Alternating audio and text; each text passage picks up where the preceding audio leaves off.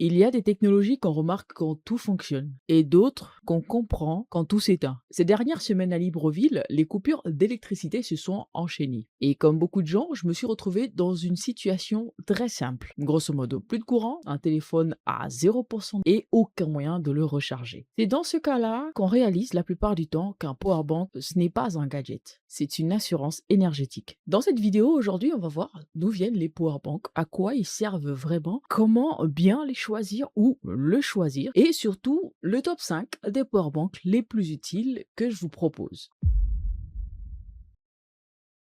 Un powerbank, c'est simplement une batterie externe. Il stocke de l'énergie quand il y a du courant et il restaure cette énergie quand il n'y en a plus du tout. Il ne crée pas d'électricité, il le déplace dans le temps. Ce qui est assez pratique pour nos tablettes, nos smartphones, nos écouteurs et parfois même nos ordinateurs portables. Tout dépend de sa capacité et de sa puissance de sortie.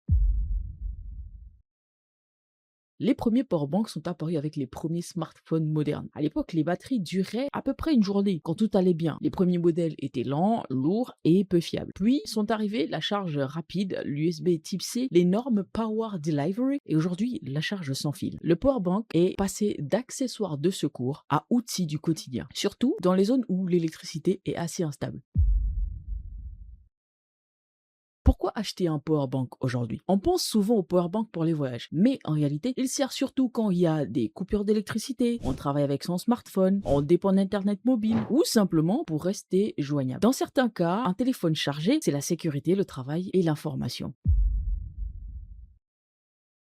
Du coup, vous vous demandez, mais comment bien choisir son powerbank? La capacité en premier. Ça dépend de plusieurs facteurs. Il y a à peu près 4 critères nécessaires pour ça. Du coup, comment bien choisir son powerbank? Moi, je vais les classer selon 4 critères. Si vous les gérez bien, vous aurez le powerbank pour la situation qui vous convient. Premièrement, la capacité, elle se mesure en milliampères-heure, donc mAh, qui a écrit généralement sur ce genre d'appareil. Le chiffre le plus visible, c'est le mAh. Grosso modo, si vous avez un 5000 mAh, ça correspond à une charge. Si vous en avez 10 000, à peu près à deux charges. Et si vous en avez à peu près 20 000, vous pourrez charger comme ça plusieurs appareils. Mais attention, plus vous avez de mAh, plus l'appareil peut être plus lourd. Deuxième critère, la puissance. La puissance détermine la vitesse de charge. Si vous avez entre 10 et 18 watts, on parle ici de charge lente. Si vous avez entre 20 et 30, on parle ici de charge rapide pour smartphone. De 60 à 100 watts, on parle ici de recharge pour tablette et ordinateur. Un powerbank très capacitif mais lent peut devenir plus frustrant que nécessaire. Les ports et la compatibilité. On a USB type A, USB type C, charge sans fil. Aujourd'hui, il est clair que l'USB type C est indispensable. La charge sans fil est pratique, mais moins efficace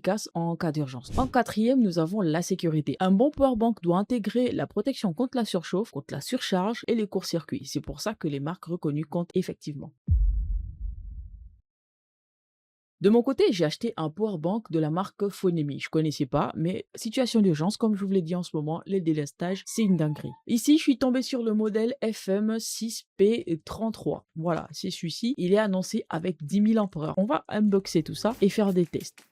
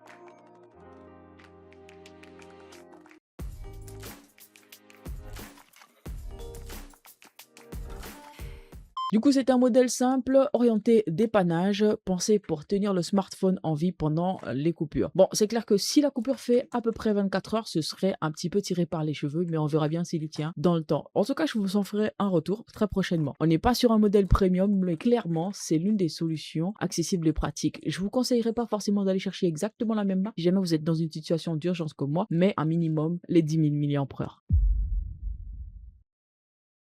Du coup, pour le top 5 des powerbanks les plus utiles actuellement que je puisse vous proposer, bah, c'est tout simple, je vous en propose 5, d'accord? Le premier, c'est le Anker Prime. Il est à 27 650 mAh à 250 watts. Je pense que pour les tablettes et ordinateurs, il peut aussi faire très très bien le taf. Sauf que, bien entendu, je vous l'ai dit plus tôt, plus il a de watts, plus il est lourd et cher. Donc franchement, ce sera vraiment selon le budget et selon la situation. En deux, j'ai le Anker Power Core 24 000 mAh à 737 watts. Excellent équilibre capacité-puissance, recharge rapide, écran de contrôle, très fiable. En 3, on a le Belkin, le Boost Charge Pro, 10 000 à 20 000 mAh. Usage quotidien, fiable, charge sans fil selon les modèles et assez compact. En 4, le Anker Mag Pro, 10 000 mAh, parfait pour smartphone et Android, compatible en mode magnétique, sans fil, pratique pour les déplacements. Et le tout dernier, le Baseus Pico Go, 5 000 mAh, ultra compact, léger. Il est idéal pour le sac ou la poche pour les petites urgences. Vous le savez, 5 000 mAh limite généralement une charge complète. Voilà, difficilement plus.